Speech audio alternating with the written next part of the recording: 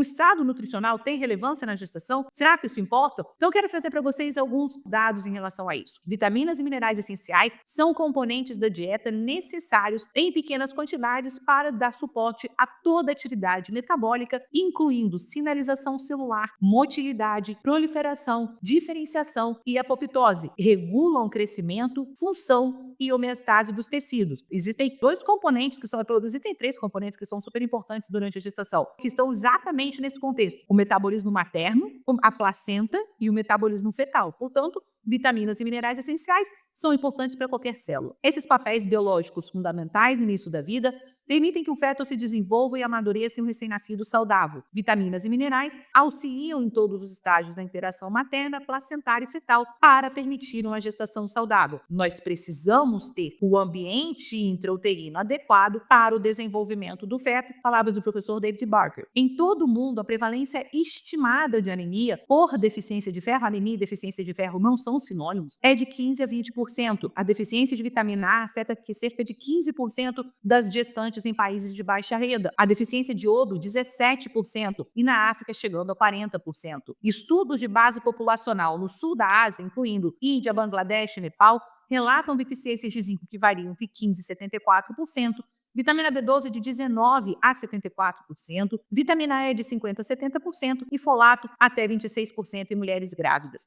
E o que esses dados mostram? Não só que existe uma deficiência de micronutrientes, mas que essa deficiência ela varia de acordo com o ambiente que essa pessoa está. Então, eu não posso inferir que os dados especificamente, inferir que eu tenho 15% da população com deficiência num determinado país e saber que regiões desse mesmo país nós temos pessoas com 74% de deficiência. Portanto, uma dica que eu dou para vocês, na verdade, uma grande recomendação que eu dou para vocês é: conheçam as mulheres que vocês atendam, conheçam as deficiências mais prevalentes, conheçam a qualidade da água, do solo, dos alimentos que essas mulheres ingerem e conheçam as deficiências nutricionais que essas mulheres vão apresentar dentro da sua prática clínica. Porque quando nós falamos em 74%, isso tem uma conduta diferente da conduta de 19%. 74% é a maioria. A gente está falando de 19%, não é a maioria. Então, é importante que vocês compreendam que quando os dados eles mostram essas prevalências que são diferentes e tão distintas e tão distantes umas das outras, é porque eu preciso compreender qual é aquela determinada população e oferecer para aquela população o melhor possível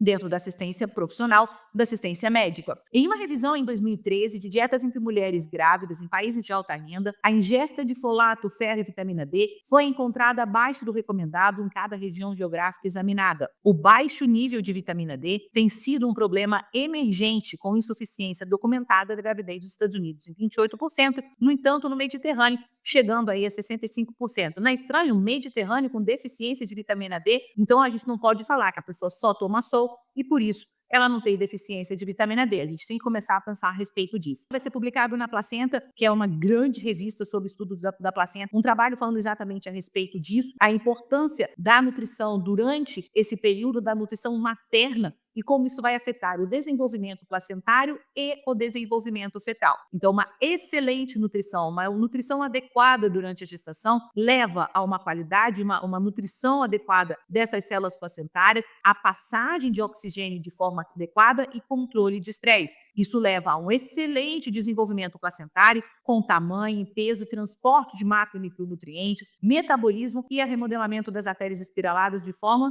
adequada. E isso vai gerar, então, um bom desenvolvimento fetal. Se eu tenho uma condição de nutrientes adequada, esses nutrientes conseguem ser transportados pela placenta e chegam até o feto, isso é uma condição adequada. Agora eu tenho uma condição fisiológica de desenvolvimento fetal e de crescimento fetal. Lembrando, crescimento é uma expressão, desenvolvimento, outra palavra, elas caminham juntas, mas crescimento fala a respeito muito mais de crescimento celular, de hipertrofia. Desenvolvimento, a gente fala das aptidões que são adquiridas nesse ambiente uterino, e isso é muito importante. Ao contrário, se nós tivermos uma qualidade de nutrição subótima durante a gestação, essa qualidade subótima vai interferir no desenvolvimento e na qualidade das funções placentárias.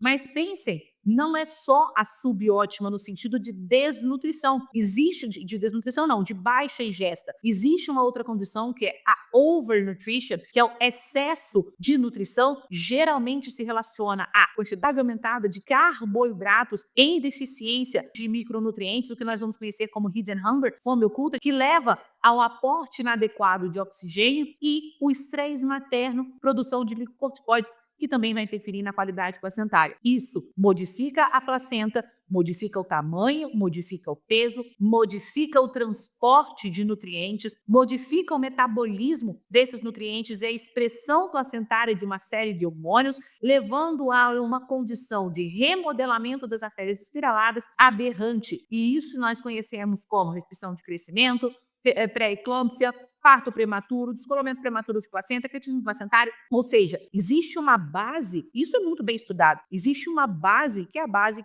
são os nutrientes oferecidos para essa mãe. E essa placenta, com todas essas modificações, não consegue agora ter a sinalização para o desenvolvimento desse feto, que agora cresce e se desenvolve de forma alterada pelo ambiente placentário que não foi adequado. E essa placenta, na verdade, ela não é a responsável por isso, ela, na verdade, recebeu as informações vindas e oriundas do metabolismo materno. Por isso que nós temos essas modificações.